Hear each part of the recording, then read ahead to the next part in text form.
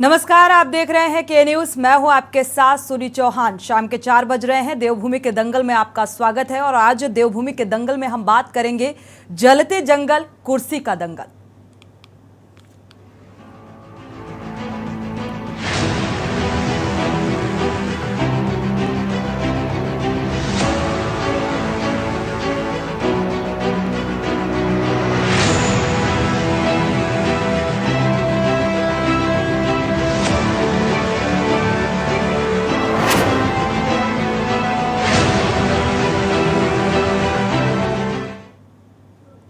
देश के साथ ही उत्तराखंड राज्य में सूर्य की बढ़ती तपिश ने लोगों की परेशानियां बढ़ाकर रख दी हैं और उत्तराखंड में पारा 35 डिग्री को पार कर गया है। सूर्य की बढ़ती गर्मी से राज्य के जंगल आग से धधक रहे हैं।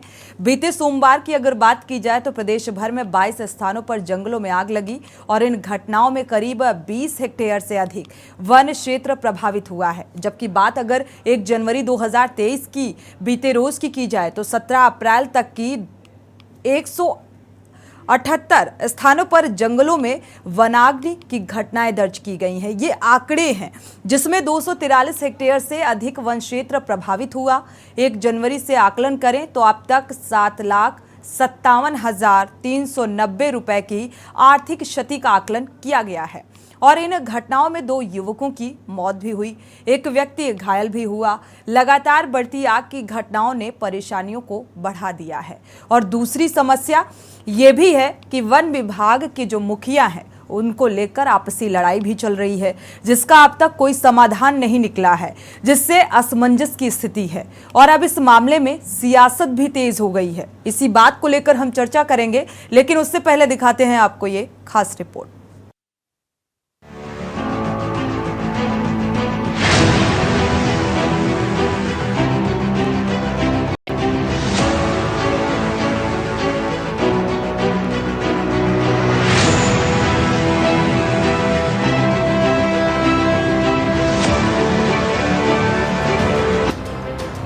गर्मी बढ़ने के साथ ही उत्तराखंड में वनाग्नि की घटनाएं काफ़ी बढ़ गई हैं। उत्तराखंड में पारा बढ़ने के साथ ही राज्य के जंगल आग से धधक रहे हैं। बीते सोमवार को प्रदेश भर में 22 स्थानों पर जंगलों में आग लगी। इन घटनाओं में करीब 20 हेक्टेयर से अधिक वन क्षेत्र प्रभावित हुआ है। जबकि बात करें 1 जनवरी 2023 से बीते रोज 17 अप्रैल तक की तो 178 स्थानों पर जंगलों में वनाग्नि की घटनाएं दर्ज की गई हैं, जिसमें 243 हेक्टेयर से अधिक वन क्षेत्र प्रभावित हुआ है। यदि 1 जनवरी से आंकलन करें तो अब तक 7,57,390 रुपये की आर्थिक क्षति का आंकलन किया गया है। वहीं इन घटनाओं में 2 युवकों की मौत व 1 व्यक्ति घायल भी हुआ है। हाँ, पिछली बार वर्ष 2022 में जो वनाग्नि सत्र में करीब 2,816 घटनाएं हुई थी टोटल पूरे सीज़न में, जिसमें लगभग 3,300 हेक्टेयर वन क्षेत्र जो है प्रभावित हुआ है। एक तरफ जहां जंगल आग से जल रहे हैं तो दूसरी ओर वन विभाग के मुखिया को लेकर आपसी लड़ाई अधिकारियों के बीच चल रही है, जिसका अब तक कोई समाधान नहीं निकला है, जिससे असमंजस की स्थिति है। आपको बता दें कि हाईकोर्ट के आदेश पर विनोद सिंघल से हटाकर हेड ऑफ फॉरेस्ट फोर्स का कार्यभार भरतरी को सौंपने के आदेश बीते 3 अप्रैल को किए गए थे, जिसके बाद विनोद सिंघल सुप्रीम कोर्ट की शरण में गए और बीते सोमवार को कोर्ट ने हेड ऑफ फॉरेस्ट फोर्स की जिम्मेदारी सौंपने के आदेश दिए। हालांकि मंगलवार को इस संबंध में शासनादेश जारी नहीं हो सका और राजीव भरतरी कुर्सी पर बैठे रहे, लेकिन अब वन विभाग की मुखिया को लेकर असमंजस की स्थिति बनी हुई है। उधर भरतरी के शासन के अधिकारियों व वन मंत्री से मुलाकात कर वीआरएस की मांग करने की भी चर्चाएं हैं। वहीं राज्य के वन मंत्री सुबोध उनियाल ने कहा कि अधिकारियों की खींचतान से विभाग के कार्य प्रभावित होते हैं। राजीव भरतरी और विनोद सिंघल के बीच चल रहे विवाद का वे खुद संज्ञान लेंगे। तो हम लोगों ने जो नए इनोवेटिव्स लिए थे पिछले साल से, उसका अच्छे सुखद परिणाम मिले। तो विगत वर्ष और वर्षों के मुकाबला फॉरेस्ट वनाग्नि से आधा ही क्षेत्र प्रभावित हुआ था और सालों के मुकाबले। और इस साल भी अगर आप अभी 18-19 अप्रैल तक के विगत वर्षों के आंकड़े निकालेंगे तो उसके मुकाबले विगत वर्षों के मुकाबले काफ़ी कम वनाग्नि की घटनाएं हुई हैं। तो ये क्योंकि जहाँ जन सहभागिता को लेकर फॉरेस्ट फायर मैनेजमेंट कमेटियों का बनना, जनपदों में जिलाधिकारी की अध्यक्षता में वनाग्नि प्रबंधन समिति बनाना और उसके साथ साथ आपदा मद से भी वनाग्नि को रोकने के लिए धन आवंटन, ये 3 चीज़ें जो पिछले वर्ष से नई शुरुआत की गई, इसका व्यापक प्रभाव मिला और काफ़ी कुछ घटनाओं में कमी आई और मैं समझता हूँ इस वर्ष भी प्रभु की कृपा रहेगी तो काफ़ी हम घटनाओं पर कंट्रोल कर पाएंगे। निश्चित रूप से ये कहीं ना कहीं जो सरकार का इकबाल धीरे धीरे कम होते चले जा रहा है, उसकी एक बानगी है। रसूख है, इकबाल है, डर भय कुछ अधिकारियों में नहीं रह गया है। जिस तरह से 2 सीनियर अधिकारियों का वन विभाग के झगड़ा सड़क पर आ गया है और मंत्री महोदय मूक दर्शक बने हुए हैं, विभागीय मंत्री की कोई सुनवाई नहीं है, कोई उनका भय जो है विभागीय अधिकारियों में नहीं है और ऐसे में सरकार जो है पल्ला झाड़ रही है दोनों के झगड़े से। और दूसरी तरफ जंगल धधक रहे हैं, जंगलों को वनों के लिए तो जाना जाता है उत्तराखंड। हमारा लगभग 70% हिस्सा वन आच्छादित है और हम ओजोन लेयर का काम करते हैं, हम ऑक्सीजन कवर देते हैं पूरे उत्तरी भारत को। ऐसे में हमारे वन ही अगर जल जाएंगे तो हमारे पास बचेगा क्या? वही तो हमारी संपदा है, संपत्ति है।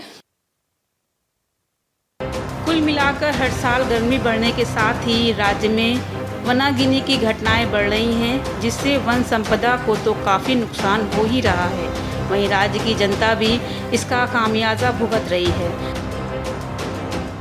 सरकार वनाग्नि को रोकने के लाख दावे तो करती है, लेकिन गर्मी आते ही दावों की हवा निकल जाती है। लेकिन इस वर्ष तो वन विभाग की मुखिया ही अपनी कुर्सी को लेकर आपस में लड़ रहे हैं। ऐसे में असमंजस में अधिकारी और कर्मचारी कैसे जंगल की आग को बुझाएंगे? क्या वन मंत्री अधिकारी इस लड़ाई का कोई समाधान नहीं निकाल सकते? क्या राज्य की वन संपदा ऐसे ही आग में जलती रहेगी? देहरादून से के न्यूज़ इंडिया के लिए अंकित काला की रिपोर्ट।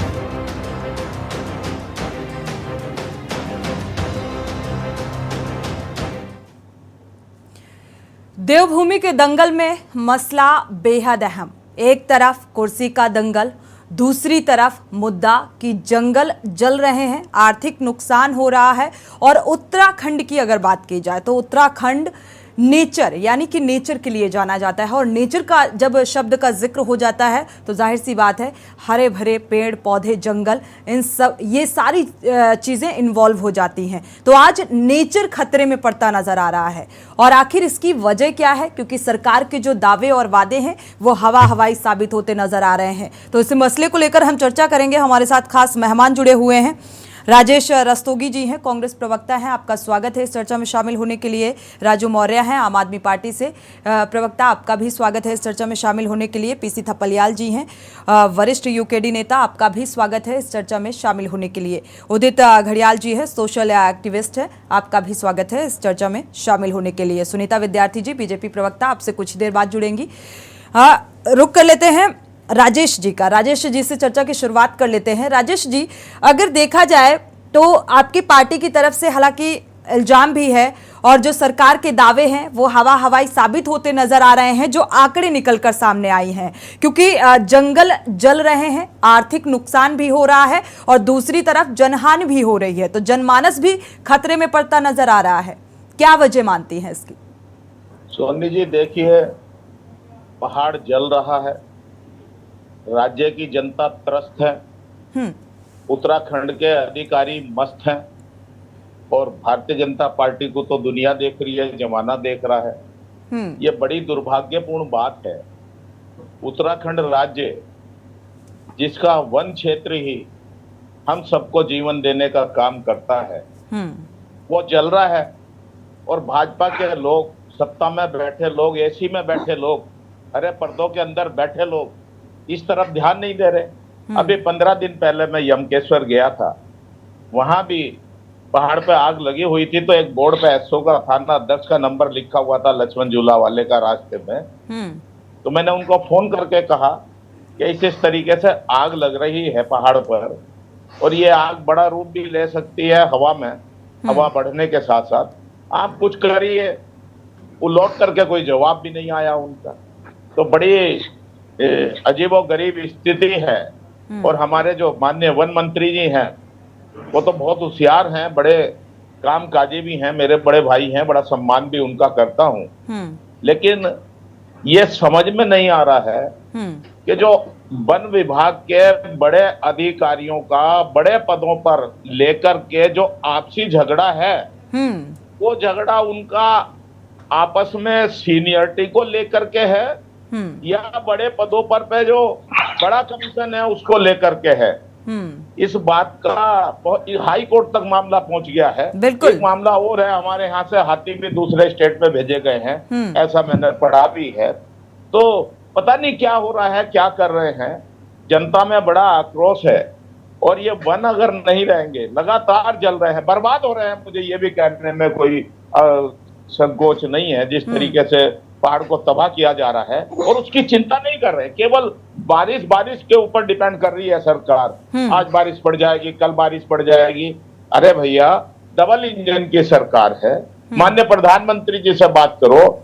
लेकिन राजेश जी, विपक्ष भी इससे पहले, विपक्ष को हमने ये मुद्दा उठाते हुए नहीं देखा।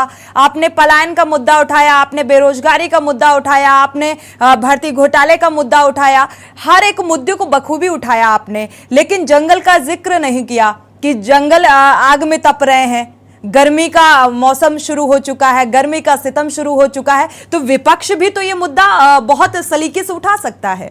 विपक्ष तो बात अपनी रखेगा माननीय मुख्यमंत्री के सामने ही ना, सरकार के अधिकारियों जनता के सामने। बिल्कुल, जनता के समर्थन के लिहाज से, क्योंकि जनमानस की सुरक्षा भी उससे जुड़ी हुई है। सुने भी ना, ये इन्हें दिखाई नहीं दे रहा, ये भी उठाने से उठेगा। किसी के घर में आग लग रही है, पशु जल रहे हैं, पक्षी जल रहे हैं, पेड़ पौधे जल रहे हैं, आपके टीवी चैनल पर दुनिया देख रही है, ये भी कोई उठाने की बात है? अरे ये तो जनहित की बात है, पहाड़ को बचाने की बात है, उत्तराखंड की धरोहर की बात है। सरकार को इसमें मुस्तैदी से काम करना चाहिए और माननीय प्रधानमंत्री से हेलीकॉप्टर मंगवाए, सेना के हेलीकॉप्टर मंगवाए, इस पर पानी डालें, इसको बुझाने का प्रयास होना चाहिए। इस पर राजनीति नहीं होनी चाहिए। और कांग्रेस पार्टी बहुत संवेदनशील है, राजनीति करती भी नहीं है ऐसे मामलों पर, लेकिन सरकार को इस पे गंभीरता से करना चाहिए। अपने अधिकारियों पे लगाने में ही जो सरकार थे, हालात तो ऐसे बन रहे जिस तरीके की आग पहाड़ पे लगी हुई है, चाहे जनता में आक्रोश हो, चाहे चारों धाम की यात्रा को हो, कि इस सरकार के बस का जनता की सेवा बस में नहीं है। राज्यपाल शासन होना चाहिए। बिल्कुल राजेश जी, आपकी बात से इत्तेफाक रखते हैं, लेकिन विपक्ष में होने के नाते आप बखूबी जनमानस के भले के लिहाज से ही आपको ये मसला भी बखूबी उठाना चाहिए, क्योंकि आगे लोकसभा चुनाव भी है इस लिहाज से भी, और साथ ही निकाय चुनाव है उससे पहले। आपके पास आएंगे, राजू मौर्य जी भी हमारे साथ जुड़े हुए हैं, आपकी प्रतिक्रिया ले लेते हैं। राजू मौर्य जी, आपके पास आएंगे। जो वनाग्नि की घटनाएं बढ़ रही हैं, आर्थिक क्षय हो रहा है, आर्थिक नुकसान भी हो रहा है, जनमानस, आम जनमानस की जिंदगी में खतरे में पड़ती नजर आ रही है, और साथ ही वन विभाग के जो मुखिया को लेकर एक लड़ाई चल रही है, उससे जो स्थिति है और असमंजस में क्या नजरिया रखते हैं? मैं पहले तो कहना चाहूंगा कि जिस प्रकार से अधिकारियों के अंदर खींचातान चल रही है, वो दिखाती है कि गवर्नमेंट का अपने अधिकारियों पे अपने कंट्रोल नहीं है।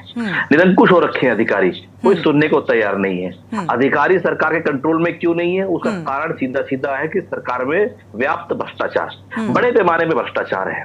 अब ये जो जंगल जो धधक रहे हैं, ये प्रतिवर्ष, ये हर साल की कहानी है, लेकिन फिर भी उसको लेकर के कोई सरकार सीरियस क्यों नहीं होती? चाहे वो कांग्रेस की सरकार रही हो, चाहे वो भारतीय जनता पार्टी की सरकार है या रही हो, ये हर साल की कहानी है, लेकिन फिर भी कोई गंभीर कदम या ठोस नीति नहीं बन रही है।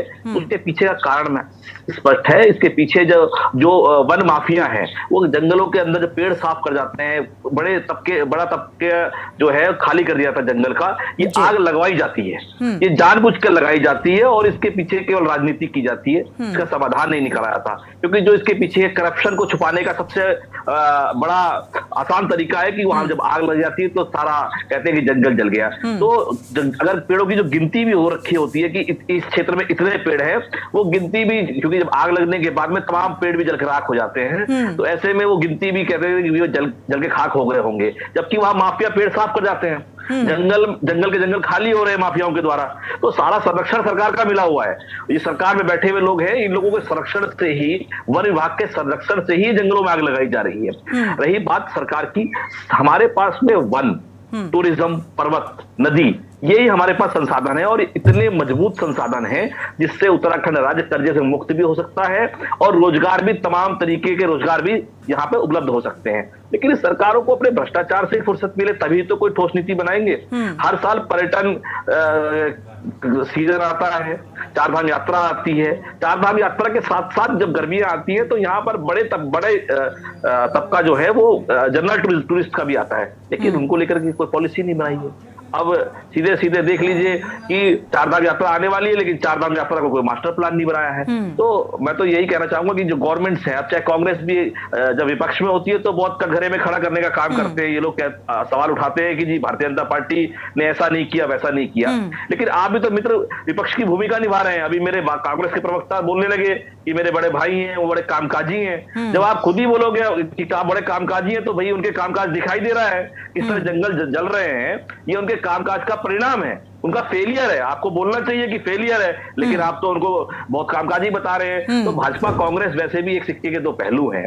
वही लोग, ये सुबोध उनियाल जी अभी कुछ दिन पहले तक तो कांग्रेस का हिस्सा थे, तो इसलिए कांग्रेस उनके खिलाफ मुखर होकर बोलेगी ये तो पॉसिबल नहीं है। पता भी नहीं है कि किस दिन सुबोध उनियाल वापस भारतीय जनता पार्टी छोड़ करके हरक सिंह रावत जी की तरह कांग्रेस वापस आ जाए। तो इसलिए ये सॉफ्ट कॉर्नर रखते हैं।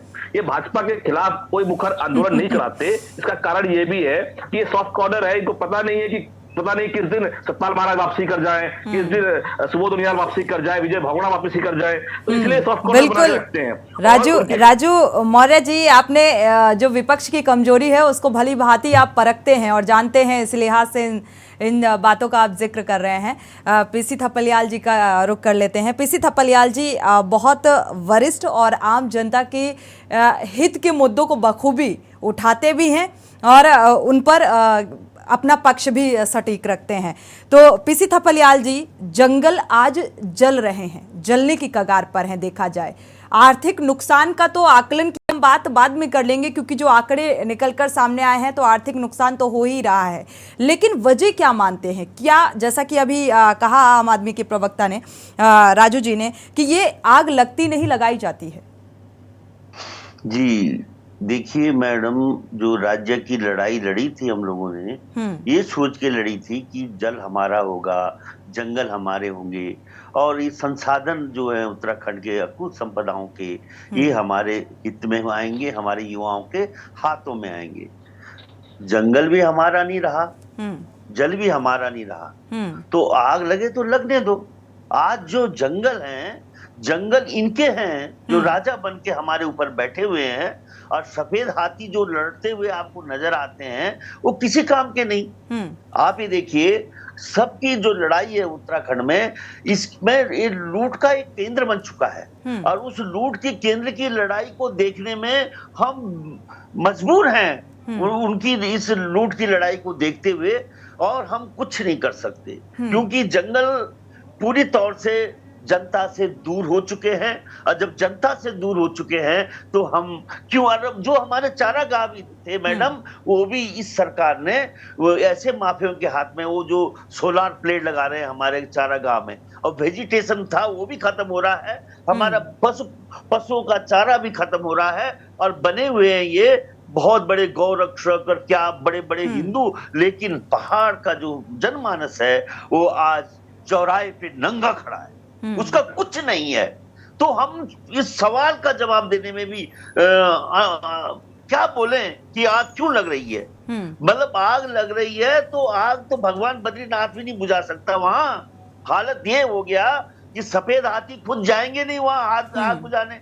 जो नीचे का तबका था उसको पैसा देने के लिए इन्होंने भर्ती किए नहीं है, जो कमेटियां बनानी थी, क्योंकि ये तो आपने देखा कि उत्तराखंड की कमाई जीरो, और ये जो इन्होंने सबसे बड़ी संपदा थी हमारी जंगल, इसके माध्यम से, इसकी जड़ी बूटियों के माध्यम से, इसके जो माइनर खनन है वहां पे, इसके माध्यम से, इको टूरिज्म के माध्यम से लाखों लाख युवाओं ने जो कमाना था वो बाबा रामदेव कमा रहा है।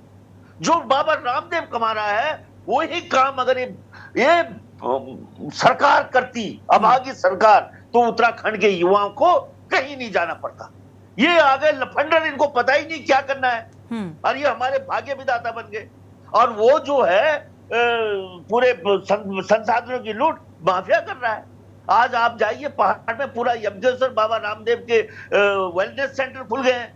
अब धीरे धीरे ऊपर जा रहा है, सोलर प्लेट वाले जा रहे हैं, उनको लीज में दे दिया जा रहा है। और पहाड़ अभी आप यहीं दूर मत जाइए, आप देहरादून से मसूरी तक जाइए, जो जंगल होता था, जो कभी हम छू नहीं सकते थे, आज विधायक ने अपने कार्यकर्ताओं की दुकानें बना दी ऊपर तक। और एक एसडीएम ने कोशिश भी की, उसका तुरंत ट्रांसफर कर दिया गया। इन डकैतों के साथ क्या किया जाए? हम कुछ कर नहीं सकते इन लुटेरों के बीच में, हम लड़ भी नहीं सकते इनके साथ। नहीं तो इनके पास तो बहुत सारी इतनी फोर्सेज है कि अभी 2024 के बाद हम बोल भी नहीं पाएंगे, अभी बोल भी रहे हैं। बहुत कठिन समय आ चुका है। ये लोग बेहताशा हो कि जिस तरह से इस राज्य की लूट कर रहे हैं, उसमें हम बेबस हो चुके हैं। और बेबस होकर जो पूरी तौर से यहाँ पे जंगलों में जो लूट हुई, मालूम आज जंगल में बिल्कुल भी पांव तक छू भी नहीं सकते मैडम, हम छू नहीं सकते। ये देखिए आप, पूरे इन्होंने किसी भी तरह से जंगली जानवरों का आतंक बांध खा रहा है हमारे वहां पे। बिल्कुल, जब जंगलों में आग लगेगी तो जाहिर सी बात है जो जंगल में जानवर हैं वो आबादी की तरफ रुख करेंगे, वो गांव की तरफ रुख करेंगे, तो जाहिर सी बात है आम जनमानस पर भी खतरे बढ़ जाते हैं। हमारे साथ उदित जी जुड़े हुए हैं, सोशल एक्टिविस्ट हैं। उदित जी, आपके पास आएंगे। आपने सभी राजनीतिक पार्टियों का पक्ष सुना, यहाँ पर सरकार कितनी संवेदनशील, कितनी गंभीर नजर आ रही है आपको जंगलों को लेकर? जिस तरीके से जंगलों में आग लग रही है, जो दावे हैं जंगलों को बचाने को लेकर सरकार के, वो हवाई साबित होते नजर आ रहे हैं। क्या वजह मानते हैं? जी देखिए, अभी जो थपलियाल जी ने जो बात कही है, सहभागिता खत्म हो चुकी है पहाड़ पे, जंगल और पहाड़ के आम आदमी के बीच में। ना वो जंगल में जा पा रहा है, तो उसके लिए ये जंगल एक वेस्ट है। अगर वो जल रहा है तो वो उसको जलने दे रहा है, या कोई आग लगा रहा है तो उसे रोक नहीं रहा है। ये हमने कई बार खुद भी देखा है। ये पीड़ा जो अभी थपलियाल जी ने कही वो बहुत जायज है, और हम जितना दूर करते जा रहे हैं आम जनमानस को जंगल से, उतना ये जंगल नष्ट होते जा रहे हैं। दूसरा, जानवर जंगली, अब इनके पालतू जानवर जंगल में नहीं जा सकते, मवेशी जा नहीं सकते, चारागाह है नहीं, तो क्या करेगा? रक्षा कौन करेगा? सरकार की एक सीमित संसाधन होते हैं जिसमें कि वो कर सकते हैं। अब आते हैं हम सरकार के ऊपर। देखिए, ये किसी एक सरकार के लिए आप दोष नहीं दे सकते, ये सालों से हो रहा है, वर्षों से जंगल जल रहे हैं। हमें समझना क्या है, प्राथमिकता क्या होनी चाहिए। हिमालय, ये हिमालय है, दुनिया की सबसे लंबी ऊंची सफेद दीवार, यानी कि बर्फ की दीवार उत्तराखंड में है। ये 300 किलोमीटर के करीब है। 50 करोड़ लोगों को यहाँ के जल से सिंचित किया जाता है, चाहे वो पानी पीने का हो, चाहे वो खेत हो उनके, कहीं भी हो। बंगाल तक यहाँ का पानी जाता है, उत्तराखंड के नदियों का। अब सवाल उठता है कि हमें बचाने के लिए केवल उत्तराखंड सरकार नहीं, अगर सबको बचाना है, जैसे आप टाइगर बचाने के लिए टाइगर रिजर्व बनाते हैं, आपको उत्तराखंड को बचाने के लिए उत्तराखंड रिजर्व बनाना पड़ेगा, जिसमें आपको आम जनमानस की सहभागिता पूर्ण रूप से लेनी पड़ेगी। अन्यथा जंगल जलते रहेंगे। आपको टेक्नोलॉजी का इस्तेमाल करना पड़ेगा। आपके पास बड़े बड़े डैम आ चुके हैं, पानी की कोई कमी नहीं है। आप परमानेंट हेलीकॉप्टर्स अपने साथ में रखिए, आप बड़े जहाजों का इस्तेमाल करिए। इसके लिए तो आप वर्ल्ड वाइल्ड लाइफ या कहीं से भी आप एनवायरनमेंट के लिए तो कहीं से भी मांग सकते हैं, क्योंकि ये उत्तराखंड का एनवायरनमेंट है, ये हिमालय का एनवायरनमेंट है। इस एनवायरनमेंट को बचाने के लिए पता नहीं कितनी जद्दोजहद चल रही है पूरी दुनिया में। और अगर हम इसके लिए विश्व से भी अगर पैसा मांगते हैं, जहाज मांगते हैं, अमेरिका में होता है, ऑस्ट्रेलिया में आग लगती है, हर साल लगती है, उनके जहाज लगे रहते हैं, हेलीकॉप्टर लगे रहते हैं, वहां तो इससे भी भयंकर आग लगती है। लेकिन हम यहाँ की आग, मेरे को याद है तीरथ सिंह रावत जी मुख्यमंत्री थे तो उस समय आग लगी थी, इन्होंने 2 बड़े मी हेलीकॉप्टर मंगाए थे, मी 17, एक टेहरी से पानी उठा रहा था, एक नैनीताल की झील या और झीलों से पानी उठा रहा था, और बड़ी जल्दी इन्होंने काबू पा लिया था। सवाल ये उठता है कि ये परमानेंट क्यों नहीं हो सकता? इस चीज को हम परमानेंट क्यों नहीं रख सकते? इसके लिए हमें संसाधन लेने भारत सरकार से लीजिए। कितना खर्च आएगा? 1000 करोड़, 500 करोड़, 2000 करोड़ लेते ही हैं। भावी सरकार अक्सर केंद्र सरकार से मदद लेते हैं। देखिए, हम हजारों करोड़ खर्च कर रहे हैं चार धाम की रोड बनाने में, टनल्स बनाने में, ट्रेन बनाने में, उसी के साथ साथ यहाँ का पर्यावरण भी तो है। यही पर्यावरण ऑक्सीजन टैंक है जो कि दिल्ली के लोग भी ले रहे हैं, पूरे नॉर्थ इंडिया ले रहा है। मैं फिर बता रहा हूँ, 50 करोड़ लोगों के पानी इसी पहाड़ से निकलता है, हिमालय से। क्या जब हम एक टाइगर रिजर्व बचा सकते हैं, अभी 2 आदमियों को एक टाइगर ने मारा है, आप उस टाइगर को नहीं मार सकते क्योंकि वो एक कंजर्वेशन उसमें आ रहा है। तो जब उसको हम नहीं कर सकते तो यहां पर क्यों नहीं हो सकती सहभागिता? ये जो चीड़ के पेड़ हैं, इनकी कोई जरूरत नहीं है। इनकी जगह नई FRI ने आज तक कोई ऐसा पेड़ नहीं बनाया है जो हमें फॉडर और फ्यूल दोनों का काम कर सके गांव वालों के लिए। ऐसा कोई भी रिसर्च नहीं हुई जो पिछले 20 सालों में हमारे पहाड़ के आम जनमानस के लिए लाभदायक हो। आप इन जंगलों को काटिए, चीड़ की जगह दूसरी नई वनस्पति लाइए। ऑन्टेरियो है कनाडा में, वो केवल जंगल पे ही उसकी इकोनॉमी चल रही है। वो काटते हैं, नए लगाते हैं, 3 साल बिल्कुल देखा जाए उदित जी, आपकी बात से इत्तेफाक रखते हैं। आपने सजेशन भी दिया कि अपनी बातों के जरिए आपने सजेशन दिया, बहुत बढ़िया सजेशन है ये, लेकिन जब कवायद हो बचाने की, जब मंशा हो बचाने की, तब तो ये चीजें काम आएंगी। अभी स्थिति प्रेजेंट टाइम में क्या है और हम कितना उसको लेकर गंभीर हैं, हम इस पर भी चर्चा करेंगे एक छोटे से ब्रेक के बाद। ब्रेक से वापस आ रहे हैं। देवभूमि के दंगल में हम चर्चा कर रहे हैं जलते हुए जंगलों को लेकर, और जलते हुए जंगल एक तरफ और कुर्सी का दंगल एक तरफ। और इस बात का जिक्र हम इसलिए कर रहे हैं क्योंकि जो हमारे सत्ताधारी हैं वो मशगूल नजर आ रहे हैं कुर्सी पर एक बार फिर से दोबारा काबिज होने को लेकर, क्योंकि आने वाले चुनाव को लेकर, प्रचार को लेकर, प्रसार को लेकर उन तैयारियों में जुटे हुए इतने मशगूल नजर आ रहे हैं कि जंगल खतरे में है, शायद इस ओर नजर नहीं जा रही है। इसी बात को लेकर हम चर्चा आगे बढ़ाते हैं। सुनीता विद्यार्थी जी भी जुड़ चुकी हैं, बीजेपी प्रवक्ता हैं। स्वागत है आपका इस चर्चा में शामिल होने के लिए। सुनीता जी थोड़ा देर से जुड़ी, तो आपके पास आते हैं क्योंकि विपक्ष के भी कई सवाल हैं आपसे, तो जवाबदेही भी आपकी बनती है। सुनीता जी, जो आंकड़े निकल कर सामने आ रहे हैं, अगर बात की जाए जंगल वनाग्नि को लेकर, जंगल आग की जद में आते जा रहे हैं, सरकार की गंभीरता इस ओर नजर नहीं आ रही है, विपक्ष के भी अनेक सवाल हैं। जी देखिए, राज्य सरकार की ओर से बहुत सारे कार्य जो हैं वन विभाग में और ग्रामीणों की सहायता से हम लोग बहुत सारे प्रोग्राम्स जो हैं वहाँ पे कर रहे हैं। और जिस प्रकार की अभी घटना हुई है, मैं कहूंगी कि बहुत दुखद घटना है, क्योंकि वन संपदा जो है हमारी, उसका संरक्षण, उसका संवर्धन एक खुशहाल प्रदेश के लिए बहुत ज्यादा जरूरी है। और इस दिशा में हम टेक्नोलॉजी के माध्यम से भी काम कर रहे हैं। और जितने भी हमारे देखिए हाई एल्टीट्यूड टेम्परेचर और जो हमारा ये आइडेंटिफिकेशन है, उसकी हम लगातार जो है मैपिंग करवा रहे हैं, डिफरेंट टेक्नोलॉजीज के माध्यम से करवा रहे हैं, ताकि कहीं पे भी इस तरीके की जो स्थिति है वो ना बने। और साथ में बहुत सारे प्रोग्राम भी चलाए जा रहे हैं, जैसे अभी हमारे भाई साहब भी बात कर रहे थे कि बहुत सारे ग्रामीणों को भी हम लोगों को लगातार जो है इस दिशा में सचेत करना पड़ेगा, क्योंकि उनकी छोटी सी गलती जो है, और किसी की भी अनजाने में की हुई गलती से भी बहुत बड़ा नुकसान प्रदेश को होता है। और इससे पशु पक्षी, लेकिन सुनीता जी, आपको यहाँ पर थोड़ा सा रोकना चाहेंगे। ठीक है, अनजाने में की गई गलती, लेकिन अनजाने में की गई गलती के आंकड़े इतने चौंकाने वाले नजर नहीं आएंगे। 1 जनवरी की अगर बात करें, 1 जनवरी 2023 के कुछ आंकड़े सामने आए हैं, जहां पर 17 अप्रैल तक की जो घटनाएं हैं, 178 स्थानों पर जंगलों में वनाग्नि की घटनाएं सामने आ रही हैं। तो ये एक बड़ा आंकड़ा है। तो यहां पर क्या हर एक उसमें गलती से आग लगी होगी?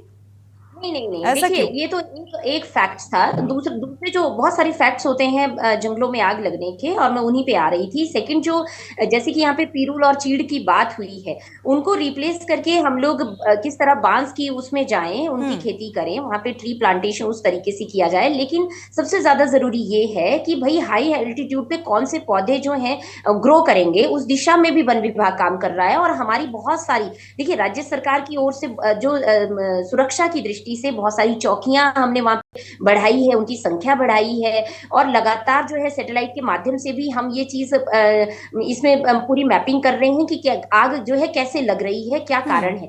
पिरूल के पत्तों को, जहाँ पे जो फॉरेस्ट हाई एल्टीट्यूड में पत्ते होते हैं, घास होती है, उसको भी कलेक्टर्स के माध्यम से, ग्रामीणों की सहायता से हम इकट्ठा करवाते हैं, और इवन जो पिरूल के पत्ते हैं उससे आप देख रहे हैं कि एनर्जी भी हम लोग जनरेट कर रहे हैं।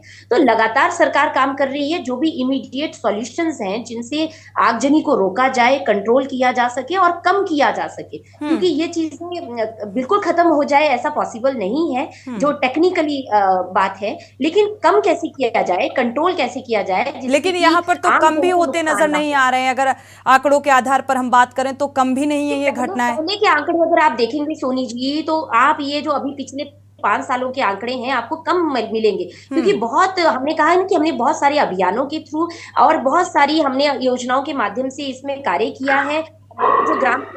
जो ग्रामीण है उनके मानदेय में हमने बढ़ोतरी करी, हमने एक प्रॉपर जो कम्युनिकेशन होना चाहिए वन विभाग और ग्रामीणों के बीच में, उसमें कार्य किया है।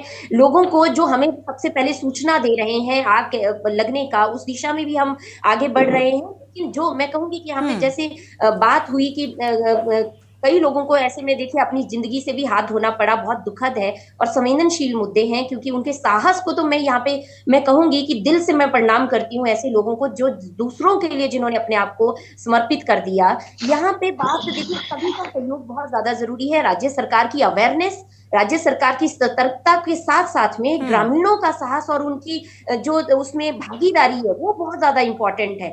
और जितने भी वन विभाग है, एफआरआई की लगातार बात हो रही है, लगातार शोध हो रहे हैं, रिसर्च हो रहे हैं, लेकिन ऐसे पहाड़ों में जो खड़े पहाड़ लेकिन उससे पहले सुनीता जी, जो वन विभाग के मुखिया को लेकर आपसी लड़ाई चल रही है उसको पहले शांत कराना होगा। देखिए जहां तक अभी हॉफ सीट को लेकर आते हैं राजू जी का है या जो सिंगल जी की बात है, ये देखिए जो भी न्यायपालिका से आदेश आएगा, हमारी सरकार, राज्य सरकार उसकी अनुपालना में आगे बढ़ेगी। हमने भर्तरी जी का आदेश आया, हमने उसको माना और आगे गो थ्रू किया। अब सरकार से आगे सिंगल जी का आदेश आया है, देखिए न्यायपालिका के जो भी आदेश होंगे राज्य सरकार उस दिशा में आगे बढ़ेगी, उनकी पालना करेगी और निश्चित रूप से ये चीजें खत्म होनी चाहिए, ताकि जितनी एनर्जी वहां लग रही है वो एनर्जी हम लोग जो है यहाँ लगाएं, ताकि यहाँ पे जो नुकसान हो रहा है, जो चीजें इस तरीके से व्यवस्थित नहीं हो पा रही है, उस दिशा में हम आगे बढ़े। तो कहीं से भी किसी भी दृष्टि से मैं इसको उचित नहीं मानती हूँ, मेरी सरकार इसको नहीं मानती है कि किसी तरीके का ऐसा अधिकारियों के बीच में हो, लेकिन फिर भी बीच का रास्ता निकालना हमारा कार्य है और हम उस दिशा में आगे बढ़ रहे हैं। जो भी न्यायपालिका के आदेश होंगे राज्य सरकार वही काम आगे करेगी। तो बिल्कुल विपक्ष तो कह रहा है कि आपके अधिकारियों में डर और भय नाम की चीज ही नहीं है। नहीं देखिए, इन चीजों के लिए तो कुछ अपने संस्कार भी होते हैं और भय, और जहां तक ये डर की बात है, देखिए जब अधिकारी आप बन जाते हैं तो आप एक रिस्पॉन्सिबल सिटीजन, आपकी पूरी जवाबदेही होती है, अकाउंटेबिलिटी होती है। तो बिल्कुल, लेकिन मुझे लगता है जो जिम्मेदारी दी जाती है, जो जिम्मेदारी दी जाती है उस जिम्मेदारी के प्रति रिस्पॉन्सिबिलिटी होनी चाहिए। राजू जी आप कुछ कहना चाह रहे थे? मैं कहना चाह रहा था कि बड़ी बहन मेरी विद्यार्थी जी बोल रहे थे अभी कि खड़े पहाड़ है, तो देखिए एक बड़ी समस्या उत्तराखंड के साथ रही कि पहले तो उत्तराखंड, क्योंकि उत्तराखंड जो है वो हिमालय प्रदेश है, पूरे वर्ल्ड के क्लाइमेट को इफेक्ट करता है। ऐसा नहीं है कि उत्तराखंड में कुछ घटना घट रही है तो खाली उत्तराखंड या इंडिया पे इफेक्ट डालेगी, पूरे वर्ल्ड पे इफेक्ट डालती। पहले तो समस्या हमारे साथ ये रही कि पहले तो कंक्रीट के जंगलों में तब्दील होने लग गए हमारे पहाड़। मसूरी का क्षेत्र देख लीजिए, तमाम क्षेत्र देख लीजिए, आप तो पौड़ी और आप उत्तरकाशी भी जाएंगे तो वहां पर भी कंक्रीट के जंगल तब्दील होते जा रहे हैं। तो वही पहले तो ये समस्या थी। अब एक नई समस्या जिसको डेवलपमेंट के नाम पे, जैसे सपलियाल जी ने भी कहा कि आप सोलर प्लांट्स को लगा रहे हैं, जो बड़ी बड़ी प्लेट्स लगा करके पहाड़ को ढक दिया जा रहा है और सोलर एनर्जी पे काम हो रहा है। आप सोलर एनर्जी में तो अच्छा काम कर रहे हैं, लेकिन आप क्लाइमेट को भी इफेक्ट करेंगे इस प्रोसेस से, क्योंकि पहाड़ों का दम घुटेगा इससे। और मैं एक बात कहना चाहता हूं विद्यार्थी जी, एक बात कहना चाहता हूं, जो खड़े पहाड़ है, मैं कोई क्रिटिसाइज करने के लिए नहीं बैठा हूं, हम सुझाव भी देते हैं। मैं बंगाल जाता हूं, दार्जिलिंग जाता हूं, वहां पे खड़े पहाड़ है हमारे उत्तराखंड के जैसे। वहां पर उन्होंने जगह जगह टी स्टेट्स है, क्योंकि वहां पानी रुकता नहीं है और चाय के बगानों को पानी रुकने वाला चाहिए भी नहीं होता। ना बंदर खाता है, ना सुअर खाता है, ना उसमें आग लगती है। अगर हमारे बंजर पहाड़ जो बंजर पड़े हुए हैं, अगर हम वहां पे टी स्टेट्स को डेवलप करेंगे तो पहले हमारी गवर्नमेंट को भी रेवेन्यू आएगा, लोगों को रोजगार भी मिलेगा, और बंदर सुअर जैसी समस्या जो खेती में आती हैं वो समस्याएं भी नहीं आएंगी। तो पॉजिटिव थिंकिंग के साथ आपको अदर स्टेट्स अपने से मिलते हुए, जिनकी भौगोलिक परिस्थितियां हमारे जैसी हैं, उन स्टेट्स को देखते हुए अगर आप काम करेंगे, और मैं दावे के साथ कह सकता हूं, आप टी इंडस्ट्री पे अगर उत्तराखंड सरकार काम करे तो हमारी जो चाय है वो दार्जिलिंग की चाय को कंपटीशन देती है। मैंने इस पर स्टडी भी किया, तो उत्तराखंड की कौसानी की चाय दार्जिलिंग की टी को फेल करती है। तो अगर आप काम करना चाहें तो बहुत अच्छा काम कर सकते हैं उत्तराखंड के अंदर। तो सरकार से तो हम यही कहना चाहेंगे जी। ये सुझाव भी है सुनीता जी। बिल्कुल बिल्कुल, देखिए मैं बहुत इम्प्रेस भी हूँ और इस दिशा में ही, क्योंकि देखिए पक्ष विपक्ष जो है एक स्वस्थ लोकतंत्र के लिए उतने ही ज्यादा जरूरी होते हैं जितना कि यहाँ पे अभी बात हो रही है। ये सुझाव बहुत बढ़िया है और इस दिशा में हम आगे बढ़ेंगे। निश्चित रूप से आपका सुझाव को मैं आगे तक रखूंगी। और वन विभाग जो है, FRI की जो बात है, लगातार इस दिशा में काम भी हुए, लेकिन कई प्रोजेक्ट्स जो है भौगोलिक परिस्थिति के कारण हमारे फेल भी होते हैं। और कुछ ऐसे प्रोजेक्ट्स हैं जैसे कि इन्होंने कहा कि इसके बहुत सारे फायदे हैं, जंगली जानवरों से भी इसमें डर नहीं रहता है और वाटर लेवल का भी इसमें इश्यू नहीं रहता है। तो ये सारी चीजें हैं और भी बहुत सारी ऐसी संपदाएं हैं जिनको हम उगा सकते हैं।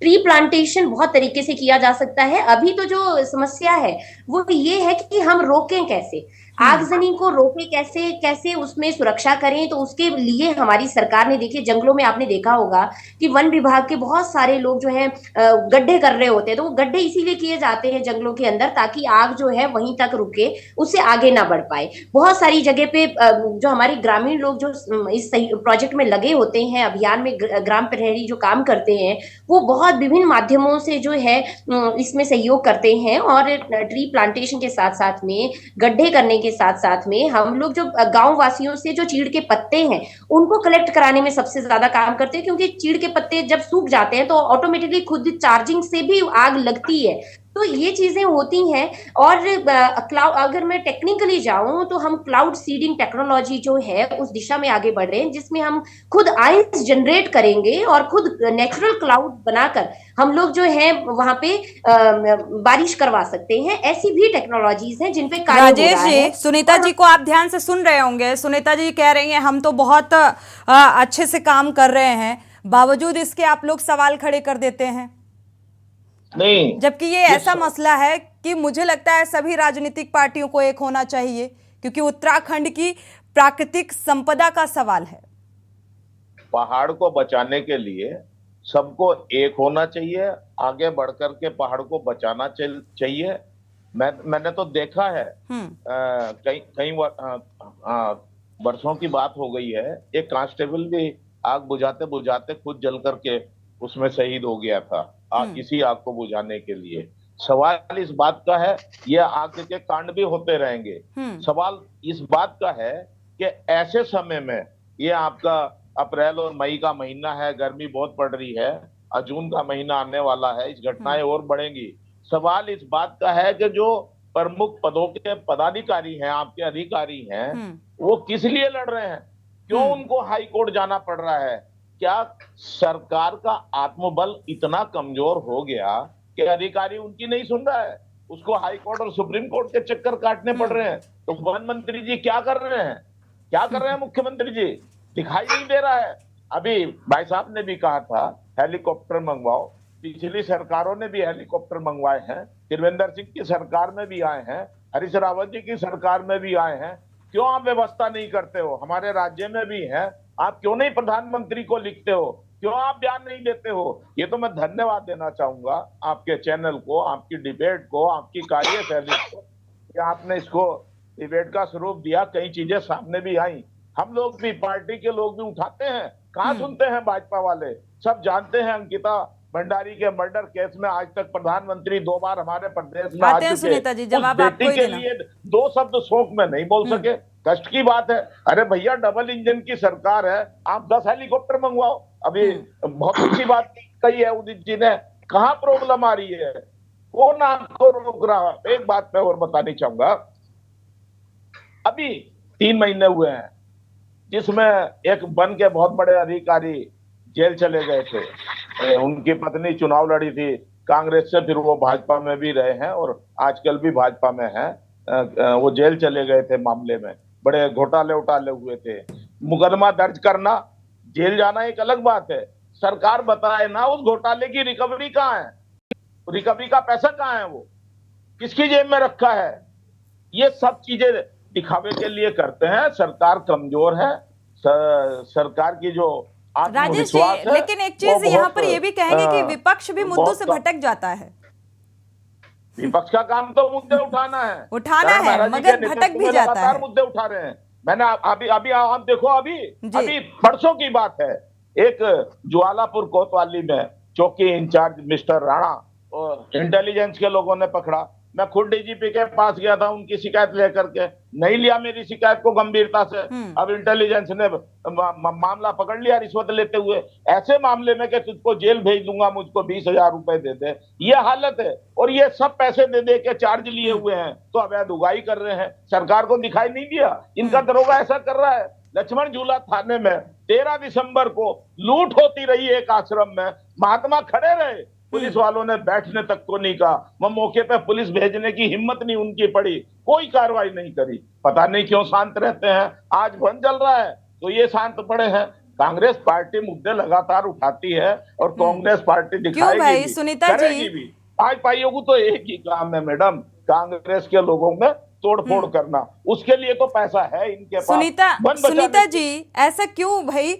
वन विभाग के जो मुखिया को लेकर आपसी खींचतान है, क्या लगता है इसका समाधान, इसका कोई हल निकलकर सामने आएगा? इस बात का जवाब दीजिए, इसके बाद थपलियाल जी के पास जाएंगे। देखिए ऐसा है, रस्तोगी भाई साहब यहाँ कुछ ज्यादा ही बोल गए।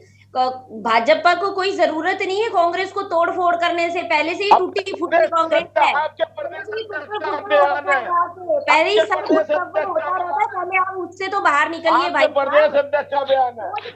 वहाँ पे आपके प्रदेश अध्यक्ष प्रीतम सिंह के बाणों से, प्रीतम सिंह जी भेड़ जी की नाराजगी से लगातार रोज जो घमासान हो रहा है, वहां से दिल्ली से बुलाने पड़ रहे हैं पर्यवेक्षक, और उसके बाद आने के बाद भी नील बटे सन्नाटा। तो ये चीजें तो आप रहने दीजिए। मदन कौशिक से पूछिए, मदन कौशिक से पूछिए ना। अरे मदन कौशिक जी से पूछिए, सत्ता है भी वहाँ भी सिखाइए कि भाजपा के सिंह रावत जी से पूछिए जिन्होंने माफी मांगी के विरोध में। भाजपा का कंपैरिजन करना छोड़ दीजिए अपने आप से। आप अब वो उस धर्रे पे नहीं रहे हैं, नहीं बचा आपका। चलिए, अच्छी बात है। सुनीता जी, अगर देखा जाए तो ये जो खींचतान चल रही है वन विभाग के मुखिया को लेकर, तो क्या लगता है इसका समाधान निकल सकता है? निकालेंगे आप अधिकारी हैं, आप ब्यूरोक्रेट हैं, आपको न्यायपालिका आपके लिए नहीं बनी है। ये बात मैं बिल्कुल यहाँ पे इनकी रोकूंगी, क्योंकि हर व्यक्ति को अपनी लड़ाई आप में दम नहीं है, बेईमान है सरकार, बेईमान है सरकार, बेईमान है सरकार, भ्रष्टाचारी है सरकार, भ्रष्टाचार है सरकार। सरकारी अधिकारी क्यों अपने अधिकारों की लड़ाई भी है। देखिए वन विभाग में जितने सरकार के संरक्षण में उनके अधिकार सुरक्षित नहीं है ना। सुन लीजिए राजेश जी, सुन लीजिए, वन विभाग के अधिकारियों को लेकर सुनीता जी कह रही हैं, सवाल मेरा भी है कि क्या ये झगड़ा सुलझेगा? वो भाजपा ने करके दिए। जी सुनीता जी बोलिए। जी, आपने इस बात का जवाब नहीं दिया कि जो खींचतान मची हुई है वन विभाग के मुखिया को लेकर, तो क्या अब कोई हल निकलकर सामने आएगा, समाधान निकलेगा? फेल है सरकार, फेल है भाजपा, क्या जवाब देंगी? ये अदालतों में जाना पड़ रहा है अधिकारियों को। चलिए, थपलियाल जी का रुख कर लेते हैं, इसके बाद आएंगे। सुनीता जी, आप जवाब दीजिएगा इस बात का। थपलियाल जी, सुनीता जी को आप बखूबी सुन रहे होंगे, इन्होंने कहा कि बहुत गंभीरता से ले रही है और सरकार काम कर रही है। वनाग्नि के मामले को लेकर जो सवाल किया गया, तो ये गंभीरता नजर नहीं आ रही। लेकिन जी मेरे में जी थपलियाल जी मैडम, मैं ये बोलना चाह रहा हूँ कि भाजपा का प्रवक्ता को हारमोनियम भी रखनी चाहिए साथ में। जो कीर्तन गाते हैं ना वो भारतीय जनता पार्टी के, अभी कांग्रेस के प्रवक्ता को जवाब दे रही हैं भाजपा की प्रवक्ता कि टूट फूट तुम्हारी क्या है, कांग्रेस का क्या। हमने कांग्रेस के कारण खड़े हैं ये। इन्होंने नहीं देखा कि जब पूरी टीम हरक सिंह बरसे जो सबको ले गए और जयपुर ले गए, क्या उस समय आंखों में पट्टी बांधी हुई थी इन्होंने? कांग्रेस तोड़कर ताकत बनी इनकी। जब इन्होंने 10 नेता वहां, आज 5 उसमें से मंत्री है, आप अपनी बात कहिए। 5 मंत्री है। उसके बाद चलो, ये बहुत अच्छा बोल रही है इनको सुनीता जी जवाब दीजिएगा, पहले बात पूरी सुन लीजिए, थपलियाल जी की बात पूरी हो जाने दीजिए। गद्दारी की तरह बैठी हुई है। इनको ये नहीं मालूम कि इनका जो फॉरेस्ट मिनिस्टर था हरक सिंह रावत, वो चिल्ला चिल्ला के कहता था कि यार फॉरेस्ट के लोग मेरे को नहीं सुनते। उन्होंने आउट कर दिया था फॉरेस्ट चीफ को, फॉरेस्ट मिनिस्टर को, और वो सीधा मुख्यमंत्री से संवाद करते थे। उन समय इनकी आंख में पट्टी बनी हुई थी। आज सुबह दुनियाल चिल्ला चिल्ला के बोल रहा था, सिंगल नहीं सुन रहा। ये यहाँ पे कीर्तन करने आ जाती है तब मुझे गुस्सा आता है कि ये इनको खानदानी होते हुए ये मालूम नहीं क्यों गीत गाते हैं उनके। यहाँ पे झूठ बोल रही है, जनता से हम पैरुल उठवाते हैं। अरे जनता क्यों उठाएगी पैरुल? पैरुल उठाना क्या आसान है? ऐसी बातें कर रही हैं जैसे राम राज्य। और बाबू अमर ने क्या बोल रही है? ये फराई में वैज्ञानिक रिसर्च कर रहे हैं, झूठ बोल रही है। ये खत्म हो चुका है। ये फराई में कुछ नहीं हो रहा है। ये फराई में सफेद हाथी बैठे हुए हैं और उन्होंने साइंटिस्ट को डिमोलाइज कर दिया है। यहाँ पे आके झूठ बोलकर ये जनता को गुमराह करती है। ये हमेशा यहाँ पे ये इनको तुम्हें पता नहीं है। जब आप चलिए आते हैं आपके पास, बीपी बड़ा रहता है और क्यों हो इनके पास इसी में एक सवाल का जवाब दो। सुनो अपनी जिंदगी भर की बात सुनो। सुनीता जी सोलर प्लेट क्यों लगाई तुमने हमारे चारागाह में? क्यों तुम लीज में दे रहे हो हमारी जमीन को? क्योंकि अडानी की सोलर प्लेट है। प्लेट लगाई जा रही है। क्या बातें कर रहे हो? कौन सी? मैं मौर्य जी के टाइम पे भी मैं रोकना चाह रही थी। सोलर पैनल जो लगते हैं वो पर्टिकुलर उनकी फार्मिंग होती है एक पर्टिकुलर एरिया में। अरे इतने देख के आओ कि पूरा प्रदेश भर दो सोलर पैनल से भाई साहब। क्लाइमेट इफेक्ट नहीं होता है सुनीता जी इससे? अडानी का इस चीज को साफ कर दीजिए थोड़ा सा कि पूरे पहाड़ में सोलर प्लेट लगा दो। वही पूरे पहाड़ में सोलर प्लेट लगा दो। आपको ABCD नहीं मालूम और यहाँ पे प्रवक्ता बन के आ जाती हो, कुछ नहीं मालूम। क्या आप जानती हो राजस्थान में क्यों दिया कांग्रेस ने उनको प्रोजेक्ट सोलर का? राजस्थान अरे राजस्थान की लाइट बंजर है। अरे भगवान, राजस्थान में लगना चाहिए। जहाँ कटीली और रेतीली जमीन है वहाँ लगना चाहिए। आते हैं सुनीता जी, आते हैं। एग्जाम्पल दे रही है, राजस्थान में लगना चाहिए जेंटलमैन। इधर से उधर और जहाँ जहाँ बंजर है वहाँ लगना चाहिए। राजस्थान में क्यों लग रहा है? राजस्थान। चलिए हमारे साथ सोशल एक्टिविस्ट जुड़े हुए हैं, उदित जी का रुख कर लेते हैं। उदित जी, कैसे अंकुश लगेगा? आप सुनीता जी को सुन रहे होंगे। सुनीता जी ने कहा कि आम जनमानस की सहभागिता भी इसमें जरूरी होती है, लेकिन मुझे लगता है सरकार की जो कवायद है, अगर एक कदम सरकार का होगा तो जनता की भी सहभागिता होगी। देखिए सोनी जी, एक बहुत महत्वपूर्ण चीज है जो सब ही बोल रहे हैं और मेरा मानना है कि ये बहुत बहुत महत्वपूर्ण है कि हिमालय जल रहा है। बिल्कुल, इस हिमालय से आप अमेरिका में नाम लीजिए, हिमालय कहेंगे ओ हिमालय से हैं। आप कनाडा में लीजिए, आप ऑस्ट्रेलिया में हिमालय से हैं। बिल्कुल। इस हिमालय से सबसे पवित्र पानी गंगा नदी से निकल रही है। इस हिमालय के अंदर जब ये जंगल जलता है तो इसका कार्बन उत्सर्जन जो होता है वो ग्लेशियर्स के ऊपर बैठता है, ग्लेशियर्स पिघलने लगते हैं। इस समय अगले 1-2 महीने में टेम्परेचर वैसे भी बढ़ते हैं हीट वेव में, और साथ में ये गर्मी जब आग की जलती है तो और ज्यादा वो हीट बढ़ जाती है। तो प्राथमिकता हर सरकार की ये होनी चाहिए कि ये आग कैसे कंट्रोल में रहे। फायर लाइन एक होता था फॉरेस्ट डिपार्टमेंट में, जंगल में फायर लाइन। आप किसी फॉरेस्ट वाले से आज पूछ लीजिए कि कहाँ कहाँ है फायर लाइन, उन फायर लाइन में ही जंगल उग गया है। मैं खुद देख के आया हूँ, उन फायर लाइंस में जंगल उगे हुए हैं। तो जब फायर लाइन नहीं है तो फायर कंट्रोल कहाँ से करेंगे? दूसरा, ग्रामीणों की सहभागिता जो होती है वो आपको टास्क फोर्स तैयार करनी पड़ेगी।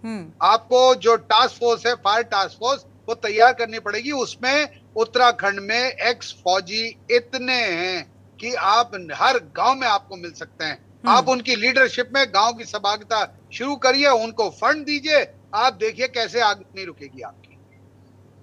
बिल्कुल बिल्कुल सोनी जी, बहुत अच्छी बात गिरिराज जी ने कही है और हम दिशा में ऑलरेडी बात तो कही है, लेकिन ऐसा है प्राथमिकता क्या है सुनीता जी? हम योजनाओं के माध्यम से बसा भी रहे हैं सीमांत क्षेत्रों में, तो ये बात भिड़ियाल जी ने जो कही है, इस दिशा में राज्य सरकार अपने आप आगे काम कर चुकी है। बहुत सारे ऐसे हमने एक्स सर्विसमैन को बहुत सारे अट्रैक्शंस और भी दे रहे हैं ताकि सीमांत क्षेत्रों में लोग बसें और वहां की संपदा की संरक्षण संवर्धन की जो जिम्मेदारी है उसको ले। और ग्रामीणों को भी लगातार ट्रेनिंग हम लोग दे रहे हैं, लोगों को ट्रेंड किया जा रहा है विभिन्न आयामों से, ताकि हम लोग जो फायर अलार्मिंग सिस्टम है या वहां पे जो और चीजें हैं उस दिशा में हम आगे बढ़े। हमारा कार्य है कि ये इन चीजों की पुनरावृत्ति ना हो, और अगर हो तो हम तुरंत कैसे इन चीजों को काबू पाए, कैसे हम उस मैकेनिज्म को वहां रखें कि हमारा जो प्रॉपर, मैंने कहा कि मुझे लगता है सुनीता जी इसके लिए बेहतर सुझाव राजू जी ने भी दिया था। राजू जी ने भी बेहतर सुझाव दिया है और उदित जी ने भी बहुत अच्छी बात का जिक्र किया है। प्राथमिकता में क्या है सत्ताधारियों की, ये आपको थोड़ा सा साफ करना होगा। समय का अभाव है, चर्चा को आगे नहीं बढ़ा सकते। आप सभी मेहमानों का इस चर्चा में शामिल होने के लिए बहुत बहुत शुक्रिया। लेकिन सवाल यही है कि आखिर सरकार की प्राथमिकता क्या है? जंगल को बचाना, क्योंकि जंगल में लगातार विपक्ष जो सवाल उठा रहा है कि जंगल में आग लगती नहीं, लगाई जाती है, तो इसे गंभीरता से लेना चाहिए सत्ताधारियों की। जो जंगल में आग लग रही है, सीमित संसाधन होने चाहिए ताकि इस पर नियंत्रण किया जा सके। इसी के साथ देवभूमि के दंगल में फिलहाल बस इतना ही। आगे खबरों के लिए आप देखते रहिए के न्यूज़ इंडिया।